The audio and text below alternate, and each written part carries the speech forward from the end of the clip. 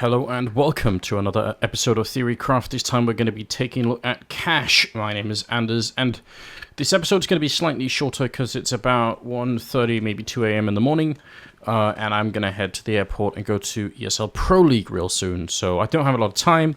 So I found out what I did on cash, and I wanted to put it out there before Pro League rolls around. Obviously, there will be more stuff coming, but for now, this is sort of a short list of things here.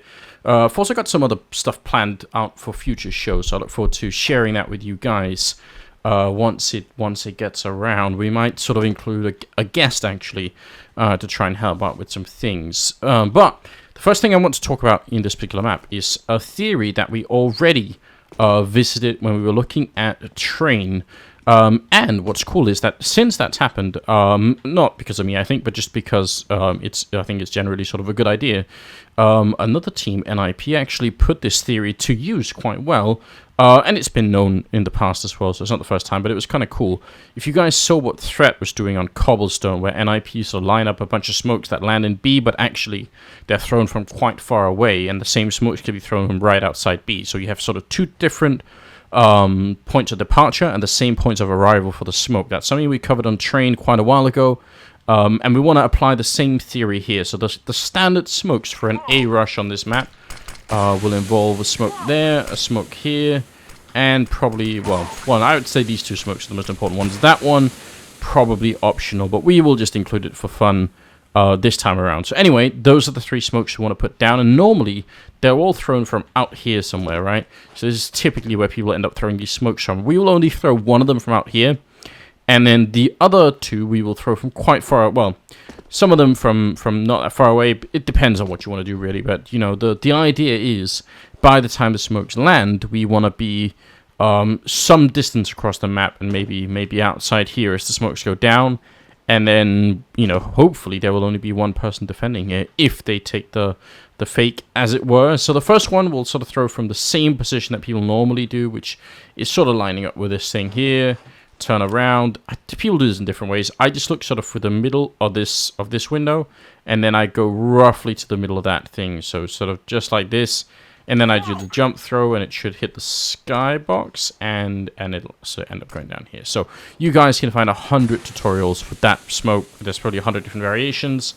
I don't know if anyone is better than the other one, but first guy throws this smoke. Now the second one I found two different versions of, but I think this one is the most reliable one, so we'll go with it. Again, it's a bit further away than you normally would, which buys you some time. It also goes super high, so it's going to be a long time before it lands, which is also interesting. It's something we should talk about at a different date. But you line up with this particular nail, or whatever it is, the connection here, and then you follow the pipe all the way up until you hit the third balcony, and you want to hit just a little bit above it, so like that. But, you know, again, just following the line that the pipe indicates, which, you know, might be just a little bit tricky, right? You gotta keep it a little bit cool here, but once you're up there, you do the jump throw, and shouldn't be hitting any skyboxes, but it should. Oh, I think I missed. No, I didn't. I got it. I didn't mess it up. Just lands right in the middle, right? No gaps of any kind here, and not on the other side either. But you see how long this is airborne for. I mean, in the time that it takes for that to land, you could be quite far away. Let's say we don't want to be heard from middle, so we actually sort of go back to T-spawn. You know, suppose that's our thing. If we do it like this, then we can sort of keep an eye on it, right? That's when the smoke lands, and now it's popped, right? So then we're over here, and, you know, obviously they only just hear the smoke, so the call comes out, and now we're running into B, right? So that's the rough idea of it. The last smoke's going to be thrown from here, which is, I think, the easiest one. Just go in that corner, you look at this spot on the wall, which is very easy. Now, my crosshair, crosshair size do I use? I think I use crosshairs. I can't type anything. It's 3 in the morning. 3. So just, it doesn't matter. You could aim directly at it, it would still kind of work. I just aim a bit below like that, so just a little bit below that dot on the wall, and I do the jump throw. And again, this one is also airborne for quite a long time because it has to sort of bounce off the roof and bounce down there and land, and it'll block off this part, right? So that's all good. So then we have all 3 smokes, but 2 of them thrown from quite far away. And obviously this guy could be in B almost by the time that smoke lands.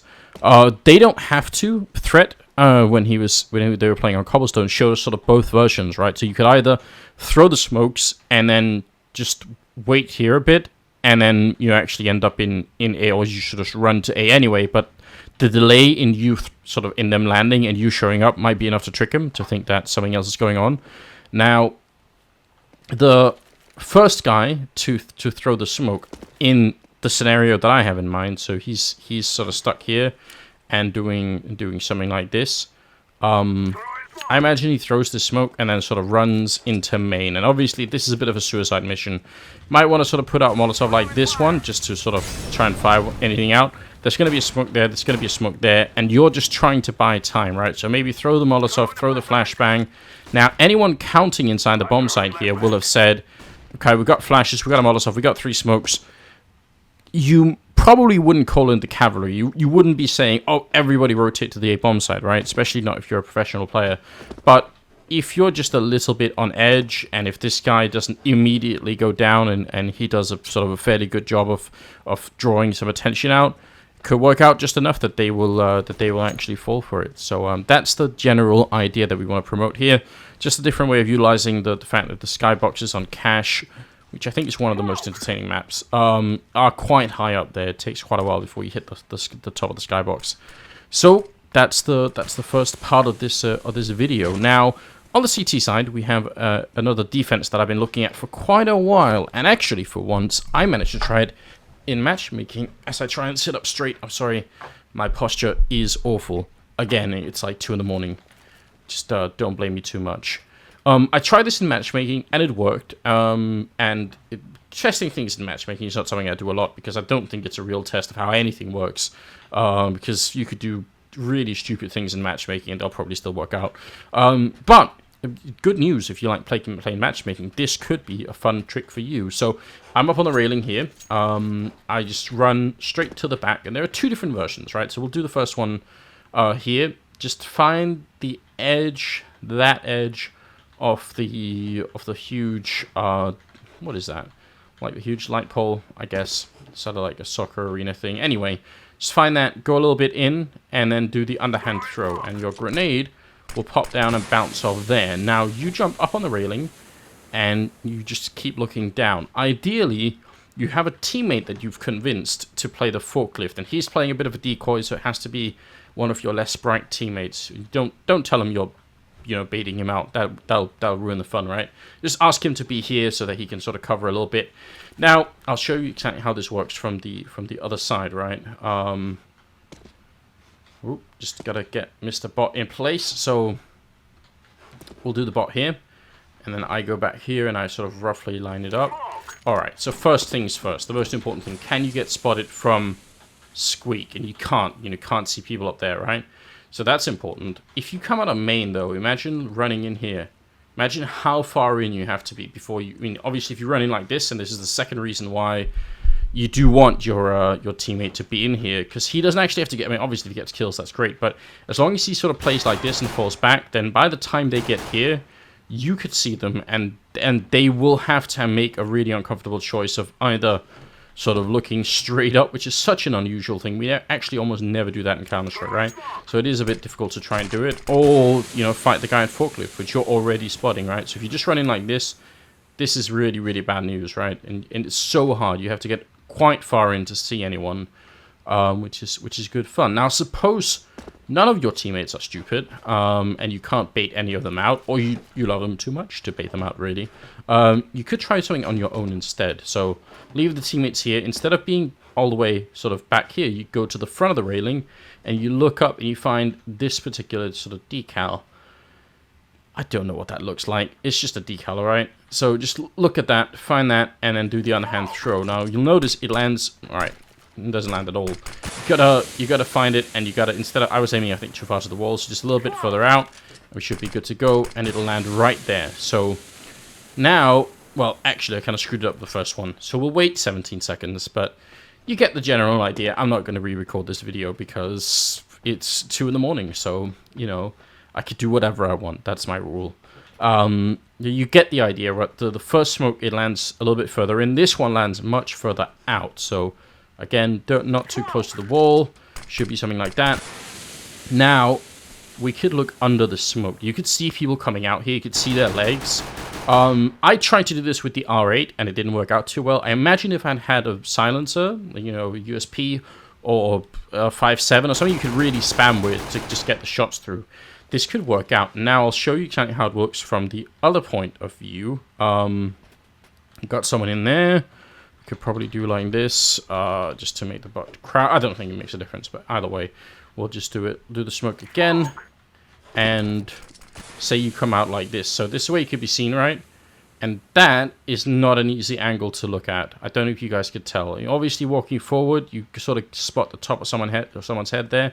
But as you just come in, obviously, I mean, let's not kid ourselves. Obviously, this is a suspicious smoke. It's weird as hell that someone has thrown a smoke that lands there. So you are probably going to be alert and on edge and think, what is this?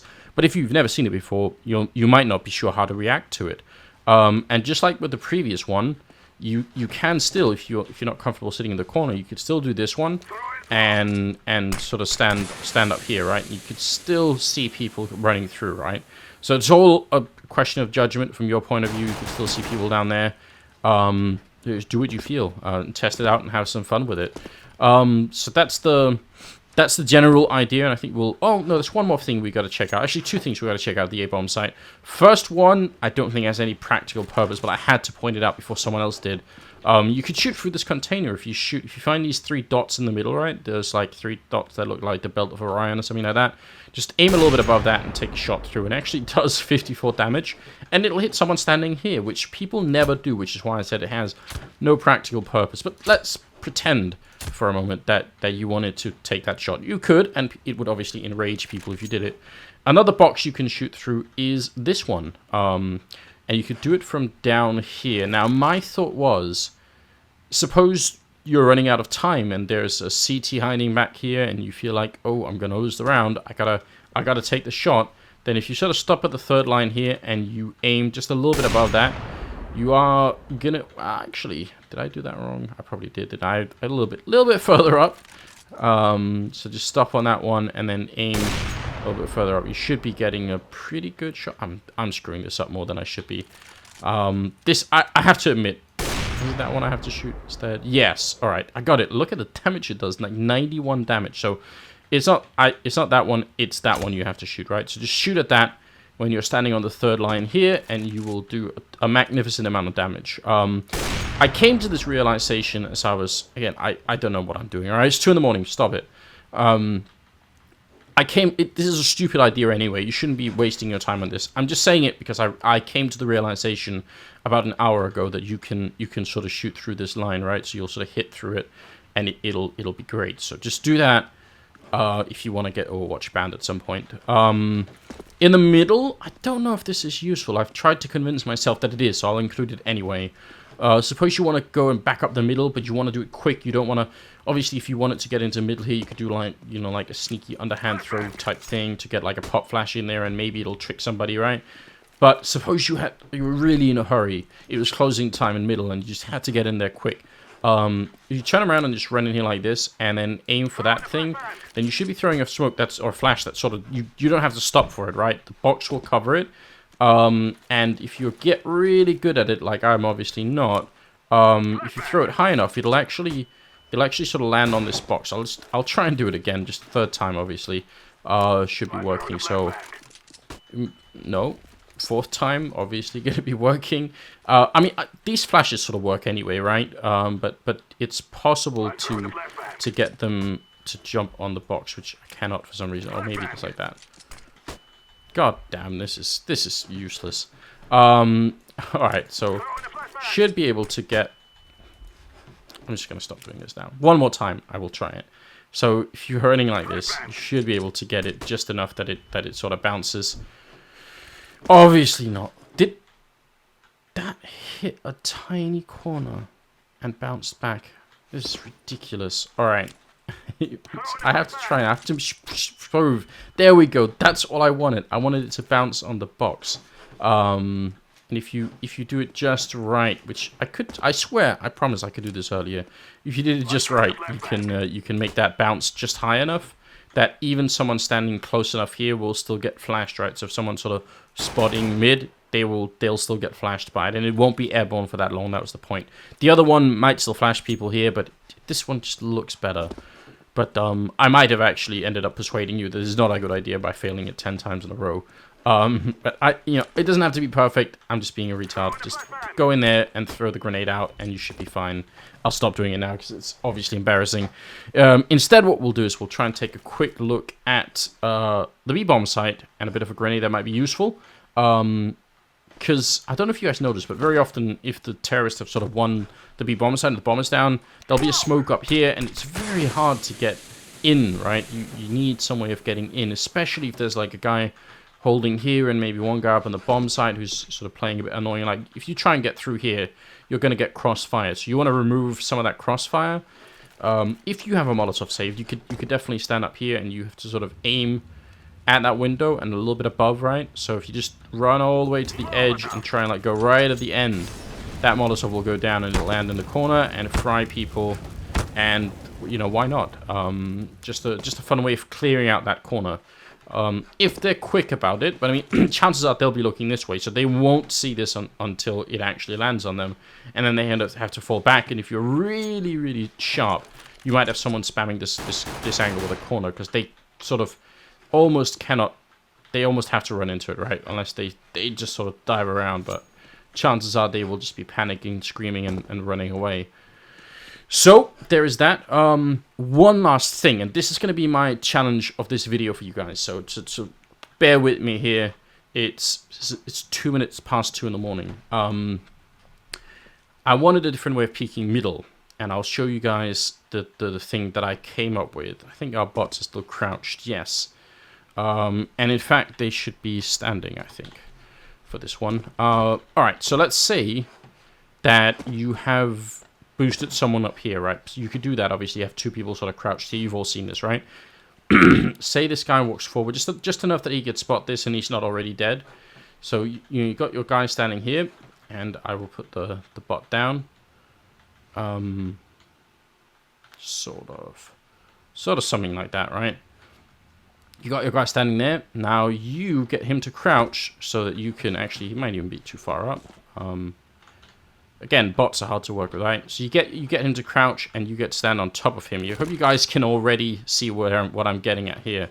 Now, this is the fun part, right? Obviously, your friend could still look down here and spot if anyone's coming. You might have a better angle, so you don't have to double zoom. Maybe just do it like this, so you can still see what's happening. If someone's close, then you're fucked. So, you know, fingers crossed that no one's going to be close. But now, you get to peek middle from behind this thing, and you could even look into vent if you wanted to, right? You sort of even go quite far up and look into vent. So this is a very exposed angle. If you're all the way out here, you will be spotted from multiple angles. But if you're just behind the behind this thing, and I'll try and see if I can get the other bot up there. Oh no, I screwed it up, didn't I? See if I get the other bot to sort of roughly stand. I really hate bots. I guess something like that. We'll see if it works. The whole point is that you can't see people from behind there, right? If you walk, I mean, if you're a good player, you'll be standing a little bit further back, right? It's hard for me to put the bots down, but the whole point is you can't see people up there. If you walk out here, you can, but whoever is up there will probably still have a better angle than you do.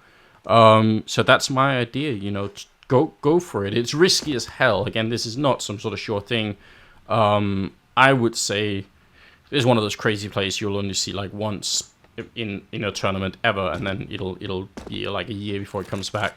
But still, test it out and tell me what you think. Maybe try it with your friends in matchmaking, see if you get someone really mad by taking that peek. I found a couple of other things on this map, but instead of putting in the video, I talked to FM Pone, who maintains and co-created the map Volcano and updates it, and some of the things were, I think, sort of bordering on abuse of the map, so I would rather that they be removed. I'm sorry about that. I hope you guys can forgive me. FM Pone, by the way, is awesome, and what I will do, and I think I could successfully do, is probably get him into an episode of Theorycraft in the future and have him talk about mapping. He knows a lot about it. I'm very interested in it, and I think we could all sort of learn a lot. So I'll try and I think I've sort of halfway persuaded him, and I hope that's going to be a thing in the future. But for now, hope you enjoyed your video. Hope you guys will subscribe to the Room on Fire YouTube channel that you're watching this on. We definitely appreciate it. I think we're almost at 45,000, and we'd love for it to get way bigger. So definitely do that. Follow us on all the social media stuff, and have a good evening.